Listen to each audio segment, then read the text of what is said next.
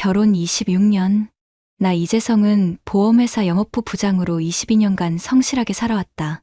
52세가 되도록 한 번도 가족을 의심해 본 적이 없었다. 아내 은정이가 가게를 관리하고 나는 묵묵히 돈을 벌어다 주는 것이 우리의 역할 분담이었다.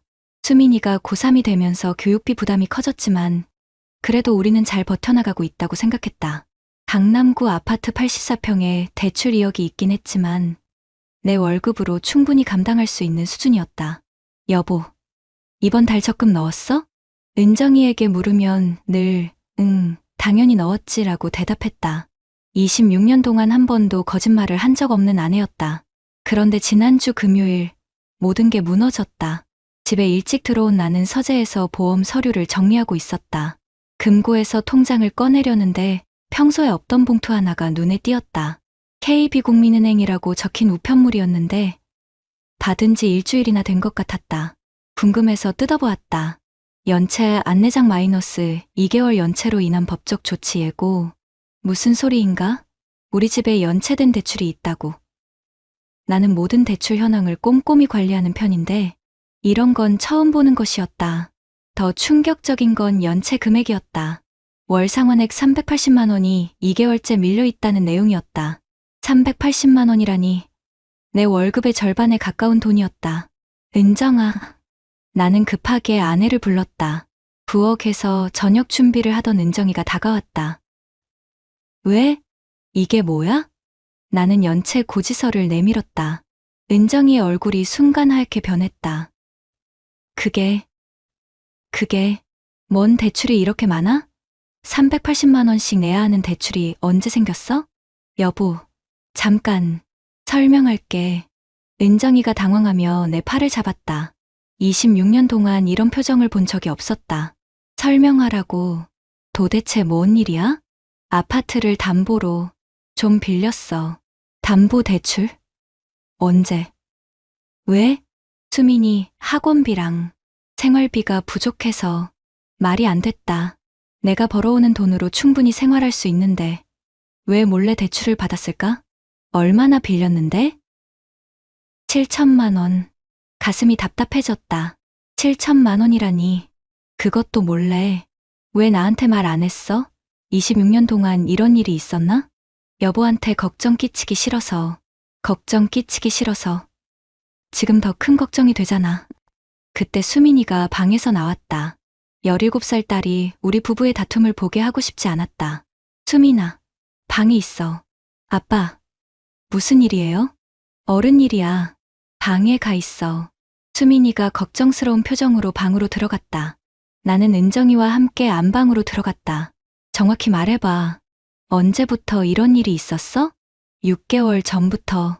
6개월 전부터 나 몰래 대출받고 연체까지 하고 있었다고? 은정이가 울기 시작했다.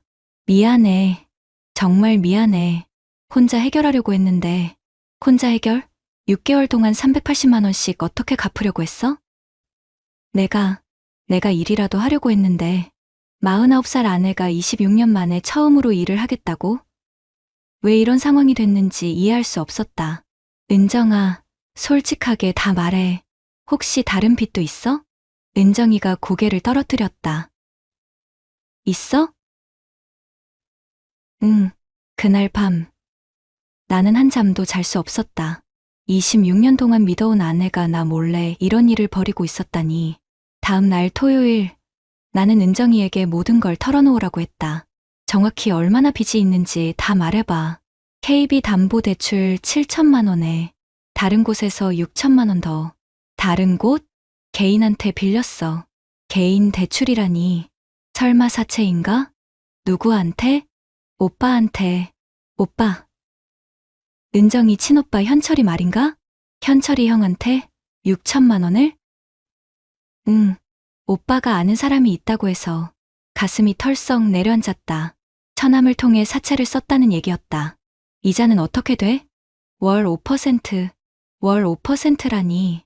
6천만 원에 월 5%면 300만 원이다. KB 대출 이자까지 합치면 월 상환액이 400만 원이 넘는다는 얘기였다. 은정아, 내 월급이 얼마인지 알지? 새우 700만 원인데 대출 상환만 400만 원이면 우리가 어떻게 살아? 그래서 미안하다고 해서 해결될 문제가 아니었다. 총 1억 3천만 원의 빚. 그것도 대부분 고이자 사채. 왜 이런 일이 생겼는지 정확히 설명해봐. 은정이의 설명을 들어보니 작년부터 생활비가 부족하다고 느꼈다고 했다. 수민이 학원비, 과외비, 학용품비 등이 월 200만 원이 넘게 나가고 생활비까지 합치면 내 월급으로 빠듯했다고. 그럼 나한테 말했어야지. 왜 혼자 결정했어? 여보가 워낙 열심히 일하는데 더 부담 주기 싫어서 26년 동안 나를 위한다며 이런 일을 벌였다니. 오히려 더 화가 났다. 일요일에 처남 현철이를 만났다. 형님, 정말 죄송합니다. 55살 처남이 고개를 숙였다. 현철아, 이게 뭔 일이야? 은정이한테 6천만 원을 어떻게 빌려준 거야? 제가 아는 사업하는 분이 있는데 그분이 급하게 돈이 필요하다고 해서. 은정이가 너무 급하다고 하니까. 월 5% 이자라니. 그게 정상적인 대출이야? 형님, 시중은행에서는 담보가 부족해서 안 빌려준다고 하더라고요. 결국 처남도 중간에서 수수료를 떼는 브로커 역할을 한 것 같았다. 현철아, 이 문제 어떻게 해결할 거야? 형님, 제가 어떻게든 해보겠습니다. 하지만 처남도 자영업자라 넉넉하지 않다는 걸 알고 있었다. 집에 돌아와서 나는 심각하게 고민했다. 26년 결혼 생활에서 이런 위기는 처음이었다. 가장 큰 문제는 신뢰였다. 26년 동안 쌓아온 부부간의 믿음이 하루아침에 무너진 것이다. 은정이가 나를 위해서 했다고 하지만 결과적으로는 우리 가족을 벼랑 끝으로 몰고 간 것이다. 그날 밤 수민이가 내 방에 왔다. 아빠, 우리 집에 무슨 일 있어요? 17살 딸에게 어떻게 설명해야 할지 막막했다. 수민아, 아빠가 잘 해결할게. 걱정하지 마. 엄마가 계속 우시는데 정말 괜찮아요? 응, 괜찮아. 하지만 속으로는 전혀 괜찮지 않았다. 이 상황을 어떻게 해결해야 할지 머릿속이 하얗게 비었다.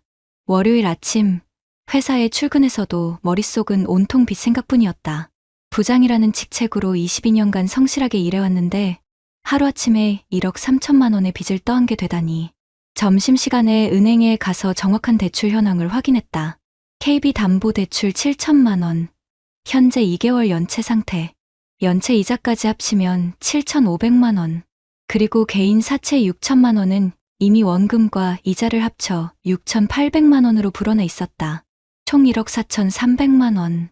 한 달 전보다 300만 원이 더 늘어났다. 이대로 가면 매달 수백만 원씩 빚이 늘어날 것이다. KB은행 직원이 말했다. 고객님, 이번 주 내로 연체 금액을 해결하지 않으시면 법적 절차에 들어갑니다. 법적 절차요? 담보로 잡힌 아파트 경매 신청이 들어갑니다. 경매라니. 26년 동안 살던 우리 집이 경매에 넘어간다고? 혹시 연체 금액만 해결하면 정상화될까요? 네. 하지만 앞으로 월 380만 원씩 정상 납부하셔야 합니다. 380만 원. 내 월급의 절반을 넘는 돈이었다. 집에 돌아와서 은정이와 다시 대화했다. 은정아, 이 상황 정말 심각해. 이번 주 내로 연체 금액 760만 원을 갚지 않으면 집이 경매에 넘어가. 760만 원을. 어떻게? 그걸 내가 묻고 싶어. 처음에 왜 이런 대출을 받았는지, 6개월 동안 어떻게 상환하려고 했는지. 은정이가 털어놓은 이야기는 더 충격적이었다. 작년 하반기부터 생활비가 부족하다고 느끼기 시작했다고 했다. 수민이 학원비가 월 150만 원, 과외비 80만 원, 그 외 교육비까지 합치면 월 250만 원이 나갔다. 거기에 생활비, 관리비, 보험료 등을 합치면 월 지출이 600만 원을 넘었다. 내 월급 700만 원에서 세금을 떼면 580만 원 정도, 기존 아파트 대출 상환 150만 원을 빼면 실제 사용할 수 있는 돈은 430만 원뿐이었다. 그럼 200만 원 정도 부족했던 거네? 응, 처음에는 적금을 깨서 썼어. 그런데 적금도 다 떨어지고. 적금을 깼다고? 얼마나 있었는데? 3천만 원 정도? 3천만 원이나 되는 적금을 몰래 깨서 썼다니. 그럼 3천만 원 쓰고도 부족해서 또 대출 받은 거야? 응, 그때 오빠가 개인 대출을 소개해줘서 처남이 중간에서 어떤 역할을 했는지 더 자세히 알아야겠다고 생각했다. 현철이 형이 정확히 뭘 한 거야? 오빠 사업 관련해서 아는 분이 개인 대출을 해준다고 했어. 은행보다 이자는 높지만 담보 없이도 빌릴 수 있다고. 담보 없이? 그럼 뭘 담보로 잡은 거야? 우리 집 등본하고 여보 재직 증명서. 결국 내 명의를 도용한 셈이었다. 내가 모르는 사이에 내 신용으로 사채를 쓴 것이다. 화가 치밀어 올랐다. 은정아, 그럼 26년 동안 뭘 했어? 가계부는 제대로 써본 적 있어? 그건 여보가 돈만 갖다 주면 알아서 쓰라고 했잖아. 알아서 쓰라고 했지. 빚까지 내서 쓰라고 한 적은 없어. 목소리가 커졌다. 26년 만에 아내에게 처음으로 화를 낸 것 같았다. 여보, 미안해. 정말 미안해. 미안하다고 해결될 문제가 아니야. 이제 어떻게 할 거야? 은정이가 조심스럽게 말했다. 수민이 명의로 학자금 대출 받으면 안 될까? 뭐라고? 17살 딸을 끌어들이겠다는 소리였다. 은정아, 정신 차려. 수민이는 아직 미성년자야. 그리고 애까지 이 문제에 끌어들일 순 없어. 그럼 어떻게 해? 내가 생각해 볼게. 일단 이번 주 연체 금액부터 해결하자. 그날 밤 나는 모든 통장을 뒤져봤다. 예금, 적금, 펀드까지 다 합쳐도 500만 원밖에 없었다. 연체 금액 760만 원에 260만 원이 부족했다. 결국 회사 동료에게 200만 원을 빌렸다. 52살 부장이 동료에게 돈을 빌리는 것이 얼마나 창피한 일인지. 재성아, 무슨 일 있어? 급하게 쓸 돈이 있어서. 다음 달에 꼭 갚을게. 걱정 마. 언제든지. 22년 동안 성실하게 일한 덕분에 동료들의 신뢰는 있었다. 하지만 이런 식으로 돈을 빌려야 하는 현실이 참담했다. 화요일에 은행에 가서 760만 원을 납부했다. 일단 경매는 막았지만 근본적인 해결책은 아니었다. 집에 돌아와서 수민이와 진지한 대화를 했다. 수민아, 아빠가 솔직하게 얘기할게. 네, 아빠, 우리 집 경제 상황이 좀 어려워졌어. 대학 진학에 차질이 있을 수도 있어. 수민이의 얼굴이 어두워졌다. 많이 어려워요? 아빠가 최선을 다해서 해결해 볼게. 하지만 혹시 모르니까 국립대 쪽도 생각해봐. 네, 알겠어요. 아빠, 제가 뭘 도와드릴까요? 17살 딸이 이런 말을 한다니 가슴이 뭉클하면서도 미안했다. 수민이 잘못은 아니야. 아빠가 알아서 할게. 그날 밤 나는 진짜 해결책을 찾기 위해 인터넷을 뒤져봤다. 개인회생 신청, 부채 재조정, 담보 대출 갈아타기. 여러 방법이 있었지만 현실적으로 쉽지 않았다. 가장 큰 문제는 개인 사채 6,800만 원이었다. 이건 정상적인 금융권 대출이 아니라서 재조정이 어려웠다. 그리고 무엇보다 은정이와 처남이 정확히 어떤 계약을 했는지 알아야 했다.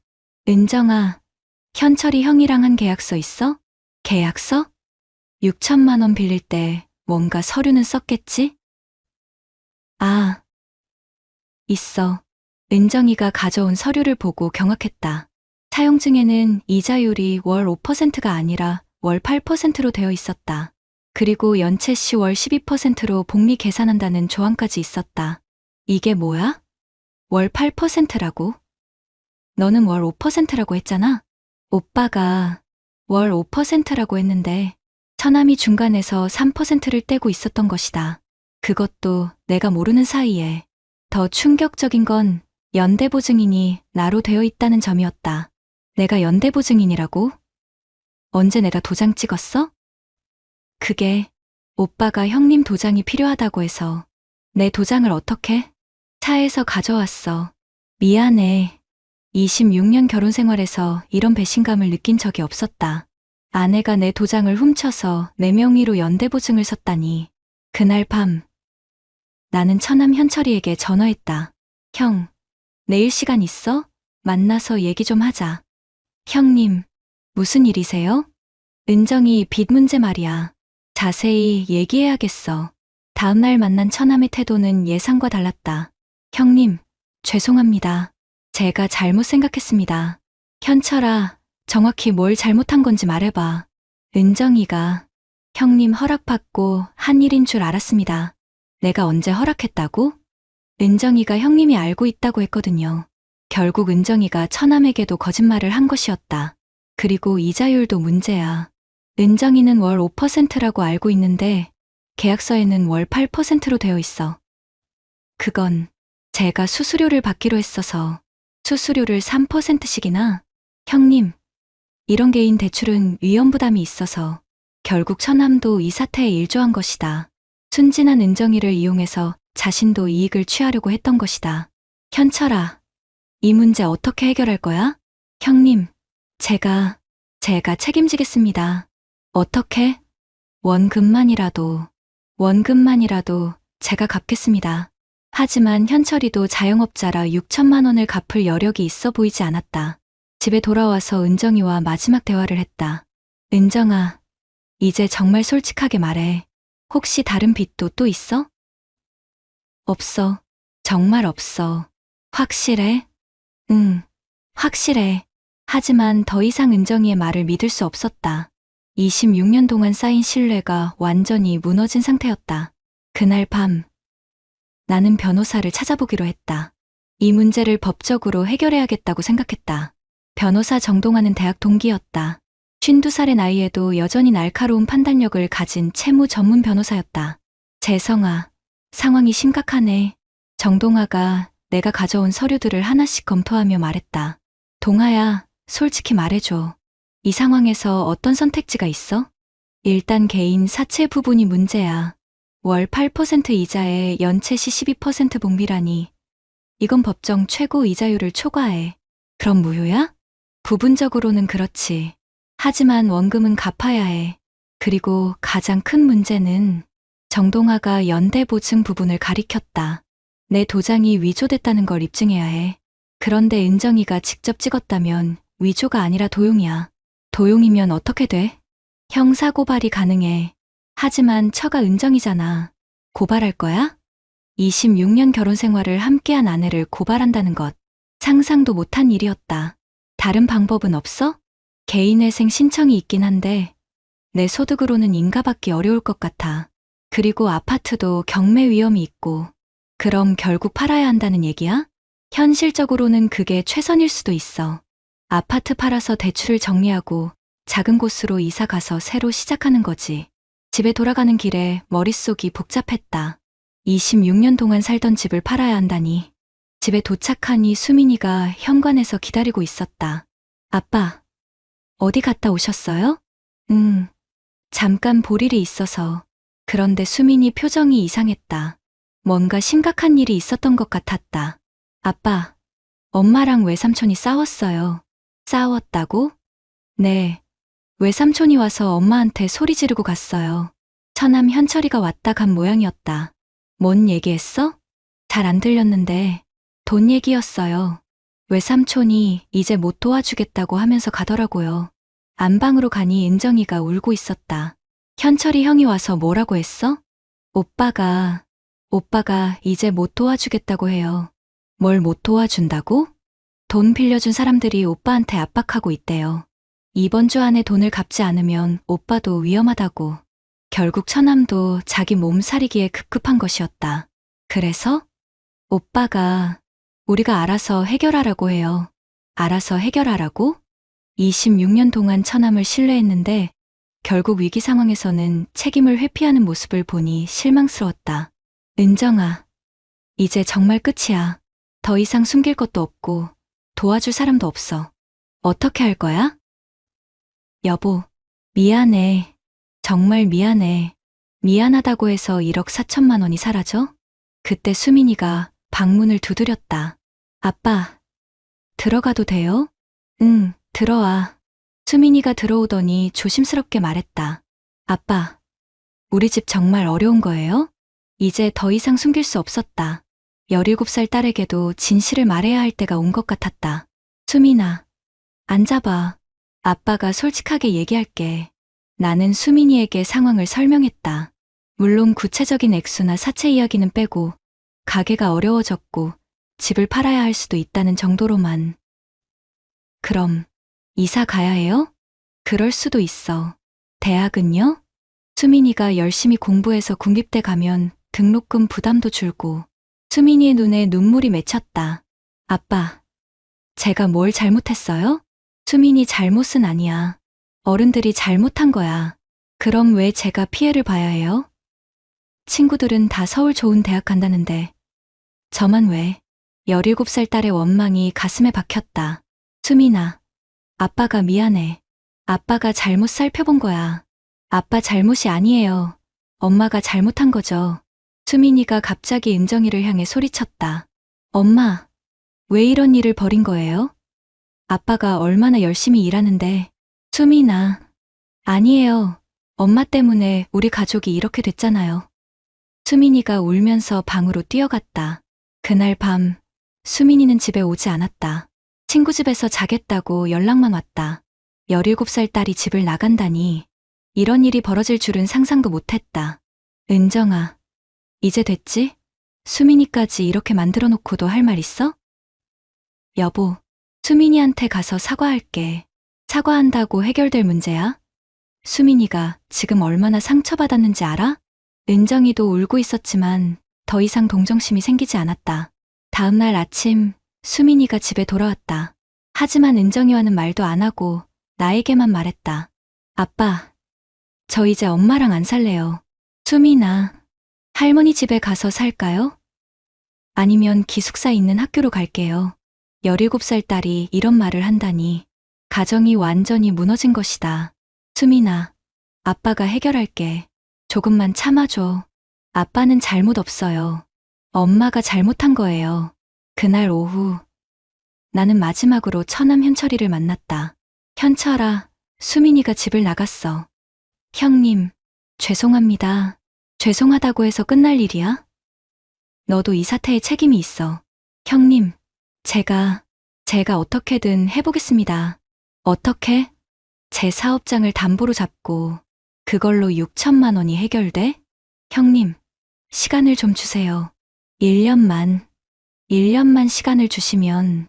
하지만 사채업자들이 1년을 기다려줄 리 없었다. 현철아, 나 경찰서 갈 거야. 형님, 은정이 도장 도용건으로 고발할 거야. 그리고 내가 중간에서 수수료 떼먹은 것도 문제 삼을 거고. 형님, 제발, 가족끼리 이렇게 하시면. 가족? 26년 동안 가족이라고 믿었는데 결국 이 꼴이 됐잖아. 그날 밤, 나는 정말로 경찰서에 고발장을 제출했다. 피고발인 오은정 아내, 오현철 처남, 혐의 사문서 위조, 사기, 52살의 아내와 처남을 고발하는 일이 벌어질 줄은 꿈에도 몰랐다. 고발장을 제출한 다음 날, 회사에서도 소문이 나기 시작했다. 재성 씨, 요즘 무슨 일 있어요? 얼굴이 많이 안 좋아 보이는데 22년간 성실하게 일한 덕분에 동료들의 걱정을 받았지만 구체적인 사정을 말할 수는 없었다. 가정사가 좀 복잡해서요. 혹시 도움이 필요하면 언제든 말씀하세요. 고마운 마음이었지만 1억 4천만 원의 빚을 동료들이 도와줄 수는 없는 일이었다. 점심시간에 경찰서에서 연락이 왔다. 신고하신 사건 관련해서 조사가 필요합니다. 언제 오실 수 있나요? 오늘 퇴근 후에 가겠습니다. 52살의 경찰서에 조사받으러 가는 것도 처음이었다. 경찰서에서 조사받는 동안 그동안의 일들이 주마등처럼 지나갔다. 피해 규모가 어느 정도인가요? 총 1억 4천만 원 정도입니다.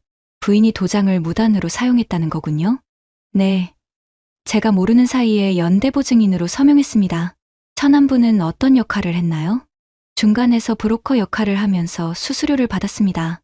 담당 형사가 고개를 끄덕였다. 요즘 가족 간 금전 사기가 늘고 있어요.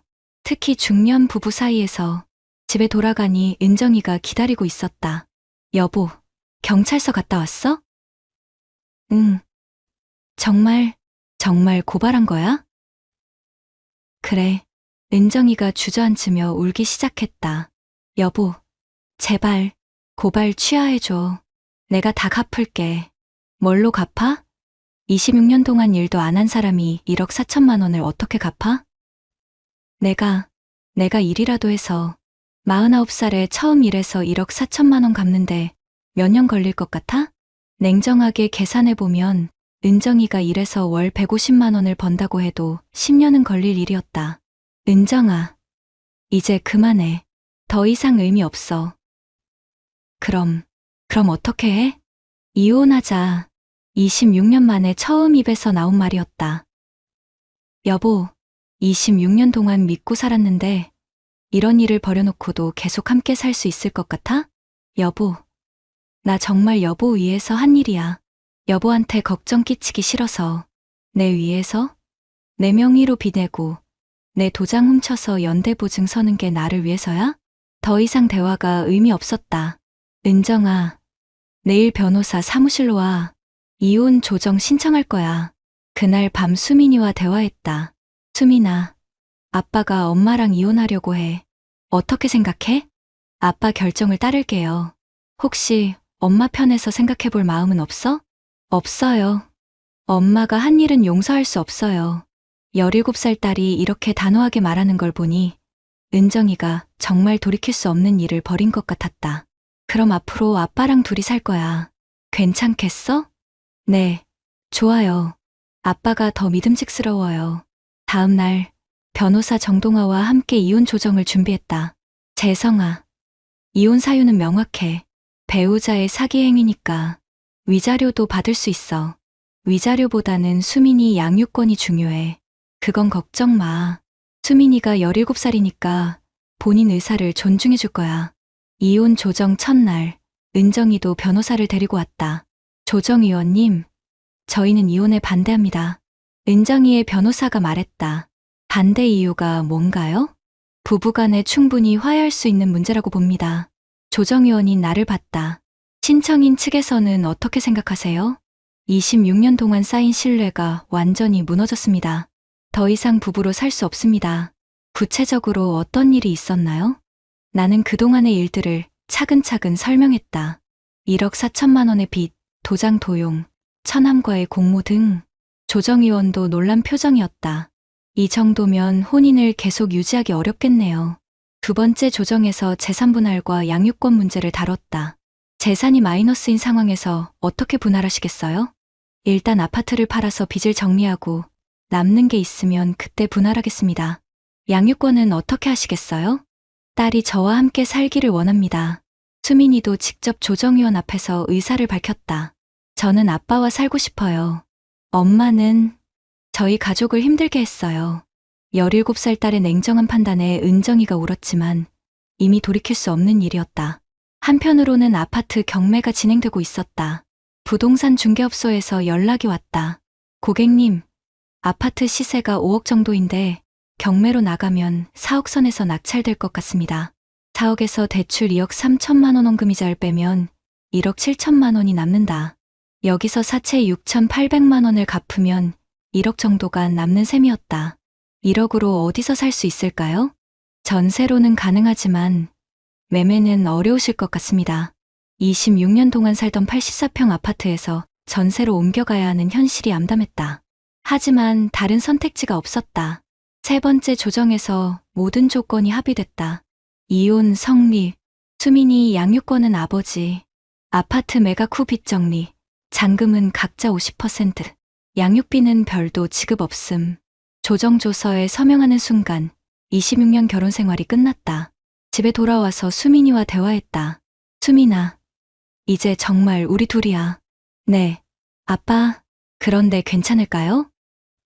뭐가? 제가 아빠한테 짐이 되는 건 아닐까요? 무슨 소리야. 수민이는 아빠의 희망이야. 그날 밤, 나는 오랜만에 마음이 편안했다. 26년 만에 처음으로 거짓 없는 가정이 된 것 같았다.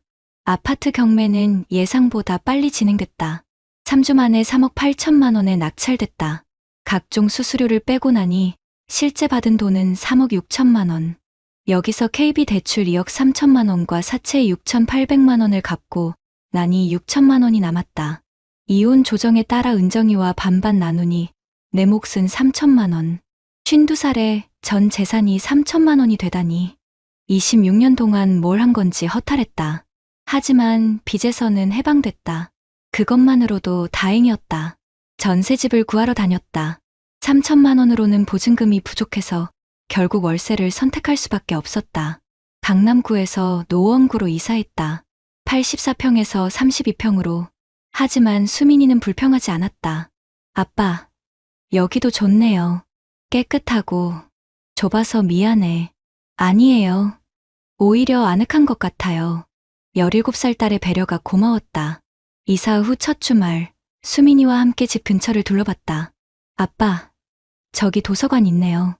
공부하러 가면 될 것 같아요. 응. 그리고 지하철역도 가까워서 학교 다니기 편할 거야. 네. 오히려 더 좋은 것 같아요. 수민이의 긍정적인 태도에 내 마음도 편해졌다.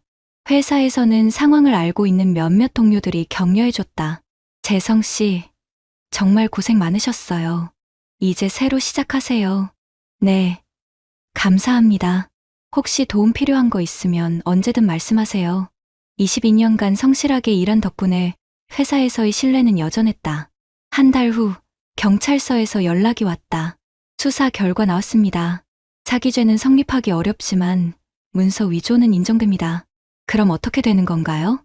피해자들이 합의를 원한다고 하는데 어떻게 하시겠어요? 은정이와 현철이가 합의를 원한다고? 어떤 조건인가요? 정확한 내용은 만나서 들어보시죠. 다음 날 경찰서에서 은정이와 현철이를 만났다. 형님, 정말 죄송합니다. 현철이가 깊게 고개를 숙였다. 합의 조건이 뭐야? 형님이 입은 피해에 대해서 제가 책임지겠습니다. 어떻게?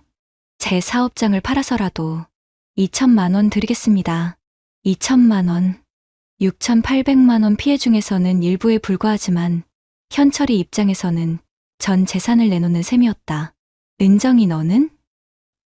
여보, 나도 이래서 갚을게. 시간이 좀 걸리더라도 49살에 처음 일을 시작한다는 은정이의 각오가 진심인지는 의문이었지만 더 이상 법적 다툼을 지속할 이유도 없었다. 알겠어. 합의하자. 합의서에 서명하면서 26년 결혼 생활의 마지막 장이 정말로 끝나는 것 같았다. 집에 돌아와서 수민이에게 말했다. 수민아, 외삼촌이 2천만 원 주기로 했어. 정말요? 그럼 아빠 부담이 좀 줄어들겠네요. 응. 그리고 이제 정말 끝이야. 법적인 문제도 다 정리됐고. 아빠, 고생 많으셨어요. 17살 딸이 이런 말을 한다니 가슴이 뭉클했다. 수민아, 아빠가 미안해. 이런 일 때문에 너까지 힘들게 했잖아. 아니에요. 오히려 아빠가 정말 멋있어요. 뭐가? 잘못한 사람한테 당당하게 맞서 싸우셨잖아요. 저도 아빠처럼 강한 사람이 되고 싶어요. 그날 밤, 나는 오랜만에 편안하게 잠들 수 있었다. 6개월 후 수민이가 대학에 합격했다. 국립대 경영학과였다. 아빠, 합격했어요. 정말? 축하해. 등록금도 저렴하고 장학금도 신청할 수 있대요. 수민이가 정말 대견해. 수민이의 합격 소식을 들으며 그동안의 고생이 헛되지 않았다는 생각이 들었다. 그 즈음 현철이로부터 2천만 원을 받았다. 약속을 지킨 것이다. 형님, 정말 죄송했습니다. 앞으로는 이런 일 없도록 조심하겠습니다. 그래, 현철아. 이제 각자 잘 살자. 은정이로부터도 가끔 연락이 왔다. 마트에서 일을 시작했다고 했다. 여보, 나 이제 정말 열심히 살 거야. 그래, 은정아. 수민이 대학비는 내가 알아서 할 테니까 걱정 마. 고마워. 정말 고마워. 1년이 지났다. 수민이는 대학 생활에 잘 적응하고 있었고, 나도 새로운 일상에 익숙해졌다. 32평 원룸에서 사는 것도 나쁘지 않았다. 오히려 관리하기 편했고, 수민이와의 대화 시간도 늘어났다. 회사에서는 승진 대상자로 거론되기 시작했다. 재성 씨, 이번에 상무 승진 후보에 올랐어요. 정말요? 그동안 성실하게 일한 게 인정받은 것 같아요. 53살에 상무 승진. 늦은 감이 있지만 새로운 시작으로는 나쁘지 않았다. 어느 날 저녁, 수민이와 함께 저녁을 먹으며 대화했다. 아빠, 이제 정말 행복해요. 그래? 네, 예전에는 집에 긴장감이 있었는데 이제는 정말 편해요.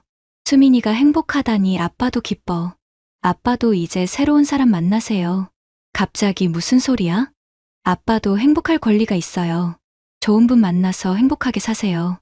18살 딸이 이런 말을 하다니 정말 많이 컸구나 싶었다. 아빠는 수민이만 있으면 충분해. 그래도 생각해보세요. 아빠 인생도 중요하니까. 그날 밤, 나는 지난 1년을 돌아봤다.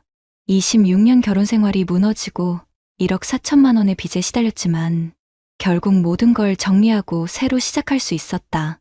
가장 중요한 건 수민이와의 관계였다. 딸과 더 가까워진 것이 이번 사태의 유일한 수확이었다. 52살의 나이에 전 재산 3천만 원으로 새로 시작하는 것이 쉽지는 않았지만 불가능하지도 않았다. 무엇보다 더 이상 거짓말 속에서 살지 않아도 된다는 것이 가장 큰 해방감이었다. 26년을 속고 살았지만 앞으로는 진실 속에서 살겠다. 그것이 이 모든 일을 겪고 내린 결론이었다.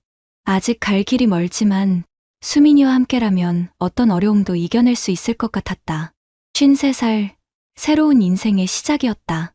구독자님들, 오늘 사연 댓글로 공유해 다른 분들과 함께 의견 나눠보세요. 저도 읽어보며 소통하겠습니다.